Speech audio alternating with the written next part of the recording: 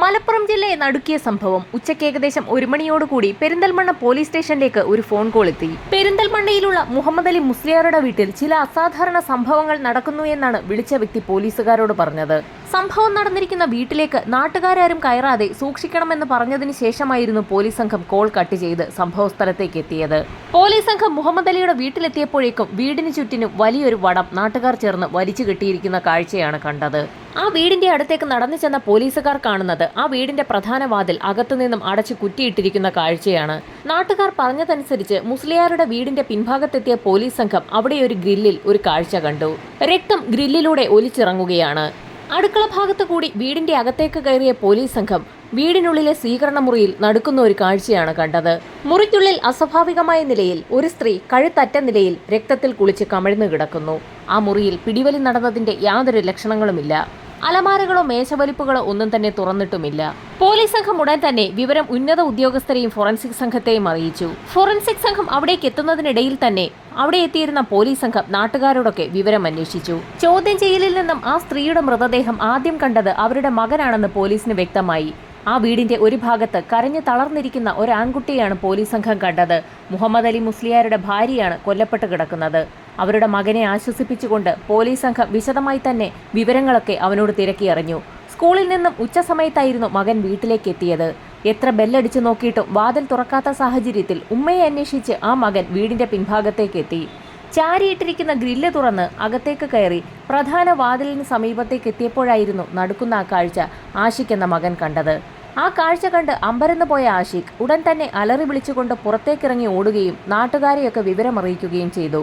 ഇത്രയും ആ മകൻ പറഞ്ഞു നിർത്തിയപ്പോൾ എസ്ഐയുടെ കണ്ണിൽ ഒരു കാഴ്ചപ്പെട്ടു. ആഷിഖിന്റെ കയ്യിലൂടെ രക്തം ഒലിച്ചിറങ്ങുന്നു. ആ രക്തം സമീപത്തുണ്ടായിരുന്ന ഗ്രില്ലിൽ നിന്നും പറ്റിപ്പിടിച്ചതാകാമെന്ന് എസ്ഐ വിലയിരുത്തി. ആഷിഖിന്റെ ഉമ്മയെ കൊലപ്പെടുത്തിയ ശേഷം കൊലയാളി ആ ഗ്രില്ലിൽ മാത്രമാണ് സ്പർശിച്ചിട്ടുള്ളത്. അപ്പോഴും ഗ്രില്ലിലൂടെ രക്തം വാർന്നൊഴുകുന്നുണ്ടായിരുന്നു. ആഷിഖിന്റെ അമ്മ കൊല ചെയ്യപ്പെട്ടിട്ട് അധിക സമയമായിട്ടില്ല എന്ന് അതിൽ നിന്നും വ്യക്തമായി. പോലീസ് സംഘം വിശദമായി നാട്ടുകാരെ ചോദ്യം ചെയ്യുന്നതിനിടയിലായിരുന്നു ഒരു സ്ത്രീ നിർണായകമായൊരു വിവരം പോലീസുകാരോട് പറയുന്നത്. സമയം ഏകദേശം 11:45 സമയത്ത് ആ സ്ത്രീ കൊല്ലപ്പെട്ട മറിയത്തിനെ കണ്ടിരുന്നു. അവർ തമ്മിൽ അല്പനേരം സംസാരിക്കുകയും ചെയ്തിട്ടുണ്ട്. 11:45 12:30 ഇടയിലുള്ള സമയത്താണ് മറിയം കൊല്ലപ്പെട്ടതെന്ന് പോലീസ് അതിൽ നിന്നും വിലയിരുത്തി. മറിയത്തിന്റെ ഭർത്താവും വീട്ടുടമസ്ഥനുമായ മുഹമ്മദ് അലി മുസ്ലിയാർ മതപരമായ ചില ചടങ്ങുകളിൽ പങ്കെടുക്കുന്നതിനായി പോയതാണ്. ആ സ്ത്രീ വീട്ടിൽ തനിച്ചേ ഉണ്ടാവുകയുള്ളൂ എന്ന് അറിയുന്ന ഏതോ വ്യക്തി നടത്തിയ കൊലപാതകമാണിതെന്ന് പോലീസ് നിഗമനത്തിലെത്തി. ഇൻക്വസ്റ്റ് നടപടികൾ പൂർത്തിയാക്കിയ ശേഷം മൃതദേഹം പോസ്റ്റ്മോർട്ടത്തിനായി ഗവൺമെന്റ് ഹോസ്പിറ്റലിലേക്ക് ഷിഫ്റ്റ് ചെയ്തു. നടപടികൾ പൂർത്തിയാക്കിയ ശേഷം പോലീസ് സംഘം ആ വീട്ടിലും പരിസരത്തുമൊക്കെ വിശദമായൊരു അന്വേഷണം തന്നെ നടത്തി. ആ വീടിനുള്ളിലെ അലമാരകളോ മേശവലിപ്പുകളോ ഒന്നും തന്നെ തുറന്നിടാത്ത സാഹചര്യത്തിൽ എന്തായിരിക്കാം കൊലപാതകയുടെ മോട്ടീവെന്ന് പോലീസിന് സംശയം തോന്നി. മറിയത്തെക്കുറിച്ച് അവിടെ കൂടി നിന്ന നാട്ടുകാരോടൊക്കെ ഒന്ന് തിരക്കാൻ തന്നെ പോലീസ് തീരുമാനിച്ചു. നാട്ടുകാരെ ചോദ്യം ചെയ്യുന്നതിനിടയിൽ ഒരു സ്ത്രീ പ്രധാനപ്പെട്ട ഒരു കാര്യം പോലീസിനോട് പറഞ്ഞു. മറിയം എപ്പോഴും കഴുത്തിൽ ഒരു ഭംഗിയുള്ള നെക്ലേസ് ധരിക്കാറുണ്ട്.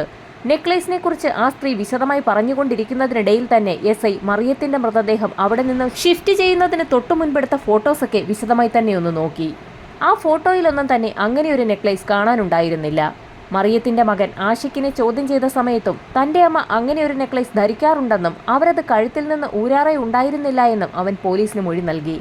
ഒരുപക്ഷെ ആ നെക്ലേസ് കൈക്കലാക്കുന്നതിന് വേണ്ടിയാകാം കൊലയാളി അങ്ങനെ ഒരു കൃത്യം നടത്തിയതെന്ന് പോലീസ് കരുതി. പോലീസ് അന്വേഷണം പുരോഗമിക്കുന്ന സാഹചര്യത്തിൽ മെഡിക്കൽ കോളേജിൽ പോസ്റ്റ്മോർട്ടം നടപടികൾ പൂർത്തിയാക്കി മൃതദേഹം ബന്ധുക്കൾക്ക് വിട്ടു നൽകി. ഈ സമയത്തായിരുന്നു തന്റെ പ്രിയപ്പെട്ട ഭാര്യയുടെ മരണവാർത്ത അറിഞ്ഞുകൊണ്ട് മുസ്ലിയാർ നാട്ടിലേക്ക് തിരിച്ചെത്തിയത്. ദുഃഖം സഹിക്കവയ്യാതെ മുസ്ലിയാർ ഉറക്കെ നിലവിളിച്ച് കരഞ്ഞു തുടങ്ങി. അദ്ദേഹത്തിന്റെ കരച്ചിൽ കണ്ട് സഹിക്കവയ്യാതെ നാട്ടുകാരും വിതുമ്പി. ഈ സമയത്തായിരുന്നു സ്റ്റേഷനിൽ നിന്നും എസ്ഐക്ക് ഒരു ഫോൺ കോൾ എത്തിയത്. മറിയത്തിന്റെ പോസ്റ്റ്മോർട്ടം റിപ്പോർട്ട് സ്റ്റേഷനിലെത്തി എന്നുള്ള വിവരം അറിഞ്ഞ ഉടൻ തന്നെ എസ്ഐ സംഘവും പോലീസ് സ്റ്റേഷനിലേക്ക് പുറപ്പെട്ടു. ആ റിപ്പോർട്ട് വിശദമായി വായിച്ചു നോക്കിയ സമയത്തായിരുന്നു പ്രധാനപ്പെട്ട ഒരു കാര്യം പോലീസിന്റെ ശ്രദ്ധയിൽപ്പെടുന്നത്. മറിയം കൊല്ലപ്പെടുന്ന സമയത്ത് അവർക്ക് ബോധമുണ്ടായിരുന്നില്ല എന്നുള്ള കാര്യം അതിൽ വ്യക്തമാക്കിയിട്ടുണ്ട്. മറിയത്തിന്റെ കഴുത്തിൽ അതിശക്തമായ അടിയേറ്റിട്ടുണ്ട്. ഫോറൻസിക് സംഘം പരിശോധന നടത്തുന്നതിനിടയിൽ അങ്ങനെയൊരു കാര്യം ശ്രദ്ധയിൽപ്പെട്ടിരുന്നില്ല. എന്നാൽ പോസ്റ്റ്മോർട്ടം റിപ്പോർട്ടിൽ അത് വ്യക്തമായി തന്നെ രേഖപ്പെടുത്തിയിരിക്കുകയാണ്. ശക്തമായ അടിയേറ്റ് ബോധരഹിതയായ മറിയത്തിന്റെ കഴുത്താണ് പിന്നീട് അറുക്കപ്പെട്ടത്. ഇതോടൊപ്പം തന്നെ മറ്റൊരു നിർണായക വിവരം കൂടി പോലീസിന് ലഭിച്ചു. മുസ്ലിയാരുടെ വീട്ടിലെ ഗ്രില്ലിൽ പറ്റിപ്പിടിച്ചൊഴുകിയിരിക്കുന്ന രക്തസാമ്പിളുകളിലെ DNA-യും കൊല്ലപ്പെട്ട മറിയത്തിന്റെ DNA-യും മാച്ച് ചെയ്യുന്നില്ല. കൊലപാതക ശ്രമത്തിനിടയിൽ കൊലയാളിയുടെ കയ്യിൽ മുറിവ് പറ്റിയിട്ടുണ്ടെന്ന് പോലീസിന് ഉറപ്പായി. ഗ്രില്ലിൽ കുറ്റിയിടുന്ന ഭാഗത്താണ് രക്തക്കറ കണ്ടിട്ടുള്ളത്. അതുകൊണ്ട് തന്നെ കൊലപാതക ശ്രമത്തിനിടയിൽ കൊലയാളിയുടെ കയ്യിലാണ് മുറിവ് പറ്റിയിട്ടുള്ളതെന്ന് പോലീസ് വിലയിരുത്തി. മറിയത്തിന്റെ മൃതദേഹത്തിനടുത്തു നിന്നും രക്തക്കറ പുരണ്ട ഒരു കത്തിയാണ് പോലീസിന് ലഭിച്ചത്. കൊലപാതക ശ്രമത്തിനിടയിൽ കൊലയാളിയുടെ കയ്യിൽ മുറിവ് പറ്റിയതാകാമെന്ന് ആദ്യഘട്ടത്തിൽ പോലീസ് കരുതിയെങ്കിൽ പോലും മറിയത്തിന്റെ കൊലപാതകം നടക്കുന്നതിന് മുൻപ് തന്നെ അവർക്ക് ബോധമില്ലായിരുന്നു എന്നുള്ള പോസ്റ്റ്മോർട്ടം റിപ്പോർട്ട് പോലീസിനെ ആകെ കുഴപ്പിച്ചു.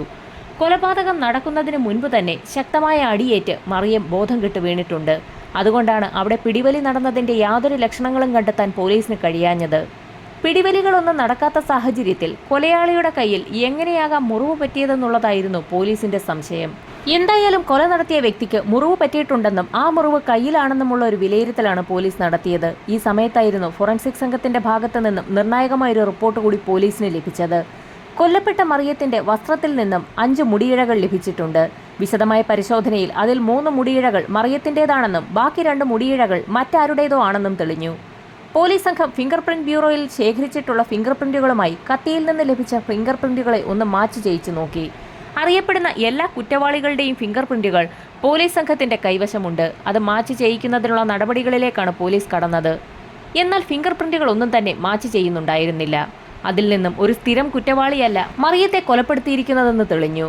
അതുവരെ കണ്ടെത്തിയ എല്ലാ വിവരങ്ങളും ഒന്നുകൂടി പോലീസ് സംഘം വിശദമായി വായിച്ചു നോക്കി. ഭർത്താവും മകനുമൊന്നും ആ സമയത്ത് വീട്ടിലുണ്ടായിരിക്കുകയില്ല എന്നും ആ സ്ത്രീ സ്ഥിരമായി ഒരു മാല ധരിക്കാറുണ്ടെന്നുമൊക്കെ അറിവുള്ള മറിയത്തെ നന്നായി അറിയുന്ന ഏതോ വ്യക്തിയാണ് കൊലപാതകത്തിന് പിന്നിലെന്ന് SI റെജി ജേക്കബിന് വ്യക്തമായതോടുകൂടി ആ സ്ത്രീയുടെ ശവസംസ്കാര ചടങ്ങിൽ പങ്കെടുക്കാനും ഒരുപക്ഷെ കൊലയാളി എത്തിയേക്കാമെന്നുള്ള ഒരു നിഗമനത്തിലാണ് എത്തിയത്. സംഭവസ്ഥലത്തെ സ്ഥിതിഗതികൾ വിലയിരുത്താൻ ചില കുറ്റവാളികൾ അങ്ങനെ ഒരു കാര്യം ചെയ്യാറുണ്ട്. അതുകൊണ്ട് തന്നെ SIയുടെ നേതൃത്വത്തിൽ അന്വേഷണവുമായി ബന്ധപ്പെട്ട് ഇതുവരെ രംഗത്തിറങ്ങാത്ത പോലീസ് സംഘത്തിൽപ്പെടുന്ന ചില ആളുകളെ മറിയത്തിന്റെ ശവസംസ്കാര ചടങ്ങുകളിൽ പങ്കെടുക്കാനും ആളുകളെ നിരീക്ഷിക്കാനും നിർദ്ദേശം നൽകി മുസ്ലിയാരുടെ വീട്ടിലേക്ക് അയച്ചു. SIയുടെ നിർദ്ദേശപ്രകാരം പത്രപ്രവർത്തകരുടെ വേഷത്തിലാണ് 12ഓളം വരുന്ന പോലീസ് സംഘം സംഭവസ്ഥലത്തെത്തിയത്. അവർക്കൊരു പ്രത്യേക നിർദ്ദേശമാണ് SI നൽകിയത്. അവിടെ കൂടി നിൽക്കുന്ന ആളുകളെയൊക്കെ പത്രപ്രവർത്തകരെന്ന രീതിയിൽ പരിചയപ്പെടുകയും വിവരങ്ങൾ ചോദിച്ച് മനസ്സിലാക്കുകയും ചെയ്യണം. വിവരശേഖരണം നടത്തിയതിനു ശേഷം നന്ദി സൂചകമായി അവർക്കൊക്കെ ഷെയ്ക്ക് ഹാൻഡ് നൽകണം. അങ്ങനെ ഷെയ്ക്ക് ഹാൻഡ് നൽകുന്ന കൂട്ടത്തിൽ കയ്യിൽ മുറിവ് പറ്റിയ വ്യക്തിയെ അതിവേഗം തിരിച്ചറിയാനാകും. മുറിവ് പറ്റിയ ഒരു വ്യക്തി അക്കൂട്ടത്തിലുണ്ടെങ്കിൽ ഷെയ്ക്ക് ഹാൻഡ് നൽകുന്നതിനിടയിൽ അയാൾ വേഗം കൈ പിൻവലിക്കാൻ സാധ്യതയുണ്ട്. അങ്ങനെ അയാളെ അതിവേഗം കണ്ടെത്താൻ കഴിയുമെന്നായിരുന്നു SIയുടെ നിർദ്ദേശം. അറിയപ്പെടുന്ന ഒരു കുടുംബത്തിലെ സ്ത്രീയാണ് കൊല്ലപ്പെട്ടിരിക്കുന്നത്. അതുകൊണ്ട് തന്നെ യഥാർത്ഥ പത്രക്കാരും പോലീസ് സംഘവുമൊക്കെ സംഭവസ്ഥലത്തുണ്ടായിരുന്നു. അവർക്കിടയിലേക്ക് പത്രക്കാരുടെ ID കാർഡ് ധരിച്ച് SI റെജി ജേക്കബിന്റെ നേതൃത്വത്തിലുള്ള പോലീസുകാർ വേഷം മാറി സംഭവസ്ഥലത്തേക്കെത്തി. തങ്ങൾ പത്രത്തിൽ നിന്നാണെന്ന് പറഞ്ഞുകൊണ്ട് ആളുകളോട് അതിവേഗം അവർ വിവരങ്ങൾ ചോദിച്ച് മനസ്സിലാക്കി തുടങ്ങി. അവർ പറയുന്ന വിവരങ്ങളൊക്കെ വേഷം മാറിയ പോലീസുകാർ തങ്ങളുടെ കൈവശമുള്ള ഫോണുകളിൽ റെക്കോർഡ് ചെയ്യുകയും ചെയ്തു. ശേഷം അതിവേഗം ഷെയ്ക്ക് ഹാൻഡ് നൽകി ഓരോരുത്തരെയായി പറഞ്ഞുവിടുകയും ചെയ്തു. ഈ സമയത്ത് ചടങ്ങുകൾ പൂർത്തിയാക്കി മൃതദേഹം പള്ളിയിലേക്ക് കൊണ്ടുപോയി. വേഷം മാറിയ പോലീസുകാർ അവർ കളക്ട് ചെയ്ത വിവരങ്ങളും ഓഡിയോ ക്ലിപ്പുകളുമൊക്കെ SIക്ക് കൈമാറി. ഷെയ്ക്ക് ഹാൻഡ് കൊടുത്തപ്പോൾ അതിവേഗം കൈ പിൻവലിച്ച 10ഓളം വരുന്ന ആളുകളുടെ ലിസ്റ്റും പോലീസിന്റെ കൈവശമുണ്ട്. തൊട്ടടുത്ത ദിവസം തന്നെ ആ ആളുകളെയെല്ലാം പോലീസ് സ്റ്റേഷനിലേക്ക് വിളിച്ചു വരുത്തുകയും റെക്കോർഡ് ചെയ്ത കാര്യങ്ങളൊക്കെ അവരെ തന്നെ കേൾപ്പിച്ചു കൊടുക്കുകയും ചെയ്തു. അവർ തങ്ങൾക്കറിയാവുന്ന കൂടുതൽ കാര്യങ്ങൾ പോലീസിനോട് പറഞ്ഞു. ഇതേസമയം മറ്റുള്ള പോലീസുകാർ ആ വ്യക്തികളുടെ കൈകളിൽ എന്തെങ്കിലും മുറിവ് പറ്റിയിട്ടുണ്ടോ എന്നുള്ള കാര്യം വിശദമായി നിരീക്ഷിക്കുകയായിരുന്നു. 6ഓളം പേരെ ചോദ്യം ചെയ്തതിനിടയിൽ പ്രത്യേകിച്ച് അസ്വാഭാവികമായി ഒന്നും കണ്ടെത്താൻ കഴിഞ്ഞില്ല. അപ്പോഴായിരുന്നു 7ാമത് ഒരു ചെറുപ്പക്കാരൻ കടന്നു വന്നത്. ജാഫർ എന്ന പേരുള്ള ആ ചെറുപ്പക്കാരന്റെ കയ്യിൽ ഒരു മുറിവുണ്ടായിരുന്നു. കൂടി നിന്നിരുന്ന പോലീസുകാർ അയാളെ പ്രത്യേകം നോട്ട് ചെയ്തു. എങ്ങനെയാണ് അത്തരത്തിലൊരു മുറിവ് സംഭവിച്ചതെന്ന് SI ജാഫറിനോട് ചോദിച്ചു. 2 ദിവസങ്ങൾക്ക് മുൻപ് കരിങ്കല്ല് തത്താണിയിലേക്ക് പോകുന്ന സമയത്ത് ബസ്സിൽ കയറിയപ്പോൾ ബസ്സിന്റെ ഡോറിനിടയിൽ പെട്ടാണ് തന്റെ കൈ മുറിഞ്ഞതെന്ന് ജാഫർ പോലീസിന് മൊഴി നൽകി. ഇത്തരത്തിൽ വലിയൊരു മുറിവുണ്ടായിട്ടും എന്താണ് അത് കൃത്യമായി വെച്ചുകെട്ടാത്തതെന്ന് പോലീസ് ചോദിച്ചപ്പോൾ താനതത്ര കാര്യമാക്കിയില്ലെന്നായിരുന്നു ജാഫറിന്റെ മറുപടി. ഡോറിനിടയിൽ പെട്ടതുകൊണ്ട് തന്നെ മുറിവ് സെപ്റ്റിക് ആകാൻ സാധ്യതയുണ്ടെന്ന് SI പറഞ്ഞ സാഹചര്യത്തിൽ താൻ സ്റ്റേഷനിൽ നിന്ന് ഇറങ്ങുന്ന സമയത്ത് ഹോസ്പിറ്റലിലെത്തി മുറിവ് വെച്ച് കെട്ടിക്കൊള്ളാമെന്ന് അയാൾ പോലീസിനോട് പറഞ്ഞു. ഈ സമയത്തായിരുന്നു സ്റ്റേഷനിൽ ഒരു ഡോക്ടർ എത്തിയിട്ടുണ്ടെന്നും നമുക്ക് അദ്ദേഹത്തെ കൈയൊന്ന് കാണിച്ചു നോക്കാമെന്നും SI പറയുന്നത്. SI പറഞ്ഞു തീരുന്നതിന് മുൻപ് തന്നെ ഡോക്ടർ ആ മുറിയിലേക്ക് എത്തി. SI റെജിയുടെ നിർദ്ദേശപ്രകാരം ഡോക്ടർ ജാഫറിന്റെ കൈയൊന്ന് പരിശോധിച്ചു. കൈ എങ്ങനെയാണ് മുറിഞ്ഞതെന്നുള്ള ഡോക്ടറുടെ ചോദ്യത്തിന് നേരത്തെ SIക്ക് കൊടുത്ത അതേ മറുപടി തന്നെയാണ് ജാഫർ ഡോക്ടർക്ക് നൽകിയത്. എന്നാൽ ഡോക്ടർ വിശദമായി പരിശോധിച്ചപ്പോൾ ഡോക്ടർ ഒരു കാര്യം പോലീസിനോട് പറഞ്ഞു. ഷാർപ്പായ കത്തി പോലെയുള്ള എന്തോ വസ്തു ഉപയോഗിച്ചുള്ള മുറിവാണ് കയ്യിലുണ്ടായിട്ടുള്ളത്. ഇതൊരു കാരണവശാലും ബസിന്റെ ഡോറിനിടയിൽ പെട്ടതല്ല എന്ന് ഡോക്ടർ പറഞ്ഞതോടുകൂടി ജാഫറിന്റെ മുഖം ആകെ വിളറി വിടുത്തു. ഈ സമയത്താണ് മറ്റൊരു പോലീസുകാരൻ സ്റ്റേഷനുള്ളിലേക്ക് കടന്നു വന്നത്. നേരത്തെ ജാഫർ പറഞ്ഞതനുസരിച്ച് 2 ദിവസങ്ങൾക്ക് മുൻപ് കരിങ്കല്ലത്താണിയിലേക്ക് പോയ ബസ്സുകാരുമായി പോലീസ് സംഘം കോണ്ടാക്ട് ചെയ്തിരുന്നു. എന്നാൽ അന്നേ ദിവസം ജാഫർ പറഞ്ഞതുപോലെ ആ ബസിന്റെ പിൻഭാഗത്തെ ഡോർ യാത്രക്കാർ കുറവായതുകൊണ്ട് തന്നെ ഒരു കയർ ഉപയോഗിച്ച് കെട്ടിവെച്ചിരിക്കുകയായിരുന്നു. അന്നേ ദിവസം ആ ഡോർ തങ്ങൾ തുറന്നിട്ടേയില്ല എന്നായിരുന്നു ബസ്സുകാർ പോലീസിന് നൽകിയ മൊഴി. ബസ്സിൽ തിരക്കായതുകൊണ്ട് തന്നെ ബസ് വിട്ടുപോകുന്ന സമയത്ത് പിൻവാതിലിലൂടെ താൻ ഓടിക്കയറുന്നതിനിടയിലായിരുന്നു ബസിന്റെ ഡോറിന്റെ ഇടയിൽ തന്റെ കൈ പെട്ടതെന്നായിരുന്നു നേരത്തെ ജാഫർ പോലീസിന് നൽകിയ മൊഴി. അത് തീർത്തും വ്യാജമാണെന്ന് തെളിഞ്ഞു. താൻ പിടിക്കപ്പെട്ടു എന്ന് മനസ്സിലാക്കിയ ജാഫറിന് പോലീസിന്റെ ചോദ്യങ്ങൾക്ക് മുൻപിൽ പിടിച്ചു നിൽക്കാൻ കഴിഞ്ഞില്ല. തന്റെ ഭാര്യയ്ക്ക് അടിയന്തരമായ ഒരു ഓപ്പറേഷൻ വേണ്ടതുകൊണ്ട് തന്നെ അതിന് വലിയൊരു തുക ആവശ്യമാണ്. അത് സംഘടിപ്പിക്കാൻ കഴിയാത്ത സാഹചര്യത്തിൽ തന്റെ വീടിന്റെ തൊട്ടടുത്ത് താമസിക്കുന്ന മറിയത്താത്തയുടെ കഴുത്തിലെ മാല സ്ഥിരമായി കാണാറുണ്ടായിരുന്ന ജാഫറിന് ഒരു ബുദ്ധി തോന്നി. മുഹമ്മദ് അലി മുസ്ലിയാർ ഒരു യാത്രയിലാണെന്നും അവരുടെ മകൻ ഉച്ചയോടടുപ്പിച്ച് മാത്രമേ വീട്ടിലേക്ക് എത്തുകയുള്ളൂ എന്ന് ജാഫർ നേരത്തെ തന്നെ മനസ്സിലാക്കി. പതിവ് പോലെ ജോലികളൊക്കെ പൂർത്തിയാക്കിയ ശേഷം മറിയം മുറ്റം തൂക്കുന്നതിനിടയിൽ ജാഫർ സമീപത്ത് പതുങ്ങി നിൽക്കുകയായിരുന്നു. മുറ്റം തൂത്ത് വൃത്തിയാക്കിയ ശേഷം മറിയം വീടിനുള്ളിലേക്ക് കടന്ന സമയത്ത് ഗ്രില്ലിന്റെ സമീപത്തെത്തിയ ജാഫർ അവരുടെ കഴുത്തിലുണ്ടായിരുന്ന നെക്ലേസ് വലിച്ചു പൊട്ടിക്കാൻ ശ്രമിച്ചു. ഒരു വലി വലിച്ചപ്പോൾ തന്നെ നെക്ലേസ് പൊട്ടി ജാഫറിന്റെ കയ്യിലെത്തി. എന്നാൽ മറിയം ജാഫറിനെ കാണുകയും ചെയ്തു. ജാഫർ എന്ന് അവരുറക്കെ വിളിച്ചതോടുകൂടി ജാഫർ മറിയത്തിന്റെ തല പിടിച്ച് ചുവരിലേക്ക് ആഞ്ഞിടിച്ചു. തലയാണ് ചുവരിലേക്ക് ഇടിക്കാൻ ശ്രമിച്ചതെങ്കിലും അവരുടെ കഴുത്തായിരുന്നു ചുവരിൽ അതിശക്തമായി പോയി ഇടിച്ചത്. അതോടുകൂടി മറിയം ബോധം കെട്ട് തറയിൽ വീണു.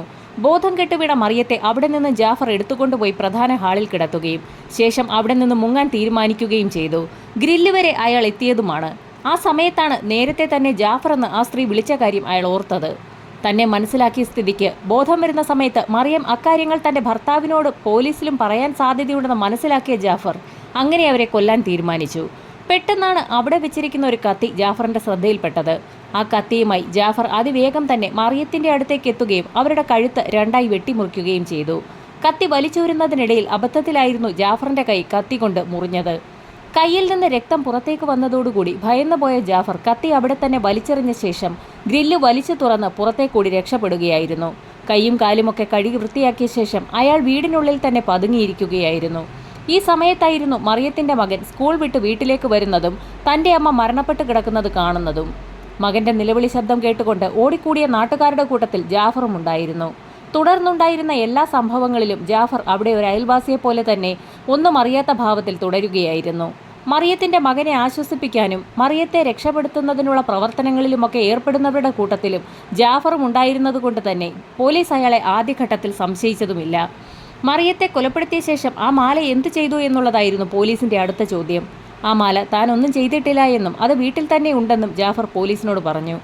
യഥാർത്ഥത്തിൽ മറിയത്തെ കൊല്ലണമെന്നുള്ള ഉദ്ദേശം ജാഫറിനുണ്ടായിരുന്നില്ല. അതുകൊണ്ട് തന്നെ അബദ്ധവശാൽ അവർ കൊല്ലപ്പെട്ട സാഹചര്യത്തിൽ അവരുടെ മാലയിൽ ഒന്ന് തൊടാൻ പോലും അയാൾക്ക് ധൈര്യം വന്നില്ല. ജാഫറിന്റെ അറസ്റ്റ് രേഖപ്പെടുത്തിയ പോലീസ് സംഘം അന്വേഷണം പൂർത്തിയാക്കി കുറ്റപത്രം മഞ്ചേരി സെഷൻസ് കോടതിയിൽ സമർപ്പിച്ചു. മറിയത്തെ കൊല്ലണമെന്നുള്ള ഉദ്ദേശം ജാഫറിനുണ്ടായിരുന്നില്ല എന്ന് ഡിഫൻസും പ്രോസിക്യൂഷനും ഒരുപോലെ തന്നെ കോടതിയെ അറിയിച്ചു. കേസ് അപൂർവങ്ങളിൽ അപൂർവമല്ല എന്ന് ചൂണ്ടിക്കാട്ടിക്കൊണ്ട് കോടതി ജാഫറിന് വധശിക്ഷ നൽകാതെ ജീവപര്യന്തം കഠിന തടവ് വിധിച്ചിരിക്കുകയാണിപ്പോൾ. പോലീസിന്റെ അന്വേഷണ മികവ് കോടതിയിൽ തെളിയിക്കപ്പെട്ടു.